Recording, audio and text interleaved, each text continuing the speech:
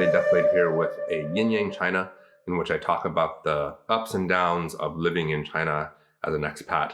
I lived in China for 8 years straight, only traveled a little bit out of China during that time. And recently I moved back to the United States. So that experience of living there for such a long time, not only is it just ingrained in me, but it's still fresh in mind, although I'm already starting to kind of gain a different perspective now that I'm back in the United States. Anyway, let's get right into the subject. The title of the video might be a little bit misleading because I didn't want to have this super long title in which I explain everything. The title should more properly be Chinese people who are familiar with each other do not say hello or thank you to each other. Let me explain what I mean. So if you are starting to learn Chinese, probably one of the first lessons, you're going to learn how to say hello and how to say thank you. So hello is ni hao and thank you is 谢谢. Well, as I just mentioned, Chinese people who are familiar with each other don't use those words very often. Usually, if you do use those words with somebody you're familiar with, it would be just kind of very strange. So whether it's your family members or your friends at work or even your neighbors, you generally don't say ni hao when you see them. You'll use perhaps their name. You'll say their name and then they'll say your name. That's the way that you greet each other. For those of you who read Chinese fantasy novels, you may have noticed that in the novels, you don't have characters running around saying hello very often. They'll often address each other by their name as a form of greeting. Another thing that's common to do, whether it's your friends, family, neighbors, coworkers, is to use a sort of, I think to Western people, it seems like a very random statement. For example, if you encounter your neighbor, they're coming back and you're leaving, you might see them and say, oh, you're just got off of work and are returning home. And then they'll say, ah, yes, you must be going shopping now. And then that's how you greet each other. No hello, no saying their name. It's the same with coworkers. When you arrive at work, you might say their name or their title if they're rank higher than you in the social standing. This is one reason why I guess if I was going to put a downside to this, again, in this video, I'm not going to do a direct upside and downside. I'm kind of going to mix it all together.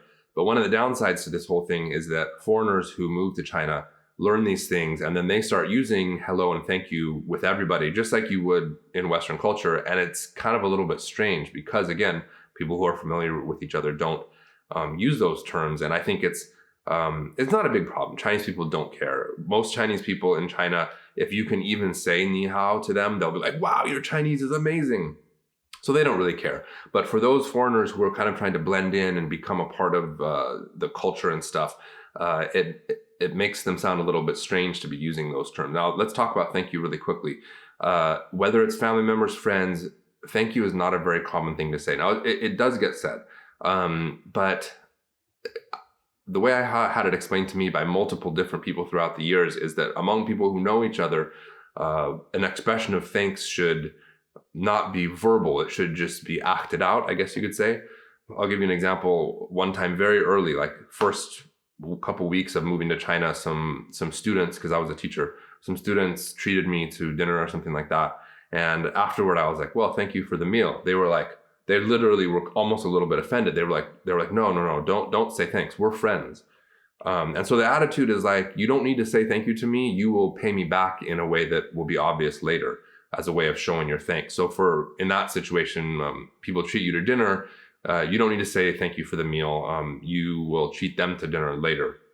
Even at home, Chinese kids, now again, this is just my experience, my observations. I can't speak for all Chinese people in all parts of the world and everything.